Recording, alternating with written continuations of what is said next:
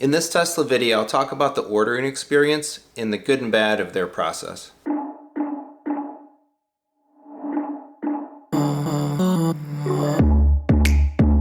So after we considered the Tesla for our next car, and after having some hands-on experience with them in our test drive, and talking to some other owners we knew, we decided to go ahead with the purchase and make our order. I love the simplicity of their system and the direct sales model versus the traditional car buying experience. A quick online account, basic information entered, a $100 deposit, and we had our place in line.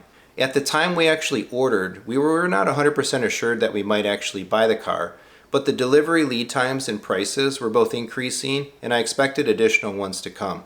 I figured worst case, if we didn't keep the order, we were out $100. But if we avoided a multi-$1,000 price increase, it was well worth it. It turns out our specific car and trim didn't increase, nor get further pushed out, but nearly every other one did during our order time. And we did go ahead and buy the car anyway. We settled on the Model 3 Performance for our order, and per my prior videos, the 3 fit our wants and needs better than a Y, and we were not spending to get an S. We chose red because my wife and I both really like red cars, and it's the default choice of our household all the time, despite it generally being a premium option. Red paint for some reason is always more expensive. We also chose black interior. I had really been thinking hard about the white, but my wife and pretty much every friend or family member we discussed with thought white was kind of nuts for maintenance and upkeep, especially with 2 younger kids. In the end, I agreed as well, so black at no extra cost was a fairly easy pick, and the red and black actually looks awesome regardless, super sharp and sporty. And since we chose the performance model, there wasn't really anything else to choose options-wise. If we were buying a car like this, I wanted the full-on sports model, and it was a few $1,000 premium that got smaller as the long-range price was increased during our order time. Given the all-wheel drive, the premium interior, everything you get, we wouldn't have ordered less than a long range regardless. We didn't actually also opt for the full self-driving purchase. I just don't necessarily see that worth it, but I'll probably do the subscription and talk about the experience of using it on the channel in the future. So the final purchase agreement price worked out to be $35,000 for the base Model 3, plus $21,990 for the performance upgrade, and $2,000 for the red paint, for a subtotal of $58,990. Destination added another $1,100 or so, $75 for documents, $3,600 for Michigan sales tax, and a few other minor charges for a total due of $65,572.84. When ordering, you need to specify cash purchase, lease, or finance purchase. We were not leasing, and we had the money set aside to pay for the car in full. But if you're not sure between cash or finance, the rep said just to order stating cash payment, and it can be adjusted later on. You're not committed to whatever decision you make initially. Tesla doesn't finance directly either, but they do refer you to a lender. Although I was told by the reps that this lender is inundated with loans, and if we did finance, we'd be better off going elsewhere. The rep mentioned that he actually financed his car through DCU, Digital Federal Credit Union, and they actually have auto loans right now as low as 1.25% if you include member plus pricing and energy efficient vehicle discounts. That's pretty crazy low rates, but ultimately we try to follow more disciplined financial behavior, and paying in full for the car was the right decision for us.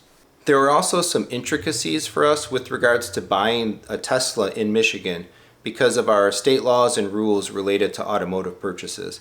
Essentially, to take delivery of a Tesla inside of Michigan, it has to be paid in full ahead of time, or else we would have had to gone to Ohio or somewhere else to get the car. And I know some folks that actually did that. So paying in full was super easy because it allowed for direct delivery to the Clarkston Center with no extra effort or hassle. Overall, once the order itself was placed, there wasn't really much to do but wait and watch it. Some additional minor information needed to be added to the online order, confirming like full contact information, driver title details, and so on. Literally just a few minutes worth of completing some documents and digitally signing some online forms. The oddball thing, though, came with actually watching the order. We ordered on July 19th and we took delivery on August 27th. It was actually really fast. And if you want a Tesla, I guess, and you don't want to wait months, go for a performance trim. During that month though, the expected delivery date swung wildly. Upon ordering, the period was stated as roughly several weeks. We were thinking we would see the car maybe mid-September. Multiple times though, it would pull out, push in, reset, push out again. Almost every day it would change. There was even a period for about a week and a half where every day the delivery period was pushing out by 1 day as the days went by. I don't know exactly why this is the case. I'm not sure how Tesla prioritizes orders or manages their production, but in the end we were pretty delighted by how quickly we actually got the car. And I don't know if underpromise and overdeliver is the norm, or we might have just probably got lucky. Still though, as we got closer to the actual delivery, a real VIN was assigned to our order. And I understand once that happens, then you have somewhat of a deterministic period before the car would come to you. Right around then as well, Tesla started contacting us to request final payment. We were away on vacation at the time, so we delayed payment until we got back. And they did contact us a few times, inquiring about our payment status. After moving the funds to our bank, I was able to pay in one shot right in the online order using our account and routing numbers for electronic payment.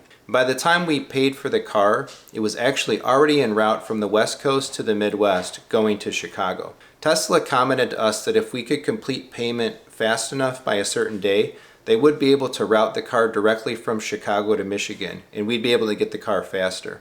Otherwise, it was going to go to some holding facility somewhere else in the Midwest first, and would still have to remain outside of Michigan. Again, they couldn't bring it into the state for delivery without it being paid in full. I think they ultimately routed it to Michigan anyway, given we told them we would pay, or we made the cutoff like just in time. We paid on a Wednesday, and they contacted Thursday about delivery, which we took the next day on a Friday. In the end, the entire thing was so quick, efficient, well handled, and painless. They had good communication throughout the process, and were attentive whenever we had questions or concerns. In my next video, I'll break down the actual delivery day, what we had to do and how it went, and I'll be talking particularly about an issue that we did have with the car. Stay tuned. But the car is now a regular part of the channel here. In the weeks and months ahead, I'm planning to post new Tesla videos at least once a week, with a focus on Wednesday at noon Eastern Time for my main automotive video, with potentially short clips or drops about specific aspects additionally or on other days. Thanks for watching. Please like and subscribe for more.